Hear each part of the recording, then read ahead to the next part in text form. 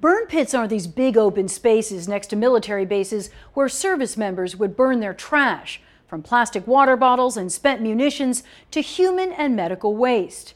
Some soldiers say the toxic fumes made them sick, and now the VA is turning its back on them. What do you see when you look at that? I see my guy. I see my warrior. Her guy, her warrior, is Brigadier General Mike Heston, former Vermont State Trooper, command staff in the local National Guard, volunteer for 3 tours in Afghanistan during Operation Enduring Freedom. He was a soldier's soldier. It meant everything. But 4 years after his last tour in 2016, Heston started having back pain. He went to a slew of doctors, tests, scans. He lost 75 pounds. But for nearly a year, no one could figure out what was going on. I said, I feel like he's dying, and I'm the only one that sees it. He was dying, stage 4 pancreatic cancer.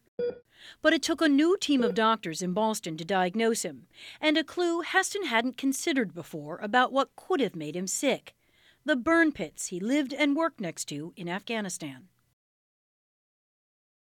No, and it was shocking to learn about them. The military started using burn pits in Iraq and Afghanistan in the early 2000s. They were the fastest and cheapest way to get rid of every kind of trash. Veterans say the heaps were often doused with jet fuel and set on fire. This is clearly a threat to health. Dr. Tom Abrams is an oncologist at Dana-Farber Cancer Institute. He told the VA while he can't prove it definitively, Heston's burn pit exposure more likely than not made him sick. Mike and other patients are the canaries in the coal mine, and I think we're going to see more and more of these patients with cancers of all stripes. The VA has denied 80% of the nearly 12,000 medical claims related to burn pits over the last decade. The agency admits there are toxins in the smoke, but insists most health effects are temporary. In some people, it might be making them sick. Dr. Drew Helmer directs the VA's War-Related Illness and Injury Study Center in New Jersey.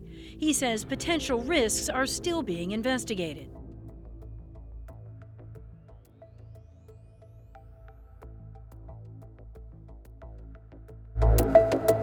In 2014, Congress mandated that the VA create a burn pit registry to get better data on veterans exposed. Nearly 170,000 have signed up, but some insist it's not enough. Families say veterans continue to die, and they want guaranteed medical care for everyone exposed. Benefits that would cost the VA billions. Heston lost her warrior late last year. He was 58 years old. What's your fear? The longer it takes, the more people who are going to die. That's the reality. It's not a fear. It's real.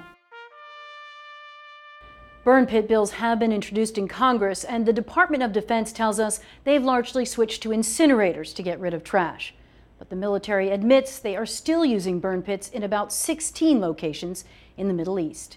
Allie Donnelly, NBC 10 Boston.